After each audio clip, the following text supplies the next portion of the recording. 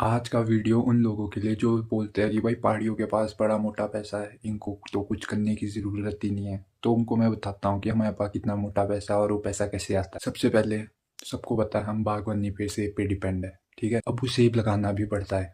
ऐसे नहीं कि जैसे आप लोग सोचते हो कि भाई एक सेब का बीज डाल दिया पेड़ अपने आप बड़ा होगा, और जब बड़ा होगा तो उसको बस थोड़ा सा हिलाना है, उससे पैसा छूटेगा, है ना, कि पैसा ही पैसा होगा। ऐसा नहीं है। बागवान हर पेड़ को अपने बच्चे की तरह पालता है। जैसे आप अपने बच्चे को पालते हो, बागवान भी उसे अपने बच्चे की तरह पालता है। आपको सबको पता है आज की डेट में क्लाइमेट कितना चेंज हो, आप देख ही रहे होगे, कभी बर्फ पड़ती है, कभी बारिश होती है, कभी नहीं होती है, कभी इतना सूखा पड़ जाए, कभी इतनी बारिश हो जाएगी कि बगीचे गिरने लग जाएंगे। इस क्लाइमेट चेंज की वजह से क्या हो रहा है, सेबों में नई नई बीमारियां आ रही है। बीमारियां आएगी तो आपके खर्चे बढ़ेंगे, स्प्रे करनी पड़ेगी, क्योंकि आपने अपनी साल की इनकम सिक्योर तो करनी है ना, तो आपको उसको बचाने के लिए उस पर स्प्रे करनी पड़ेगी। और कितना खर्चा अपनी जेब से करना पड़ेगा, रोज नया खर्चा बढ़ता ही जाएगा। आपको उसमें 12 महीने जब आपने काम करना है तो आपको मजदूर भी लगेगी। मतलब इनकम आने से पहले खर्चे लाइन लगा के खड़े हो जाते हैं। और सब करने के बाद भी गारंटी नहीं, क्यों? क्योंकि एक आधी बारिश या ओला आ जाए तो आपकी मेहनत पूरे साल की खत्म। फिर आपका सेब तैयार हुआ, आपने इतनी चीजों से अपना सेब बचा दिया, फिर ढुलान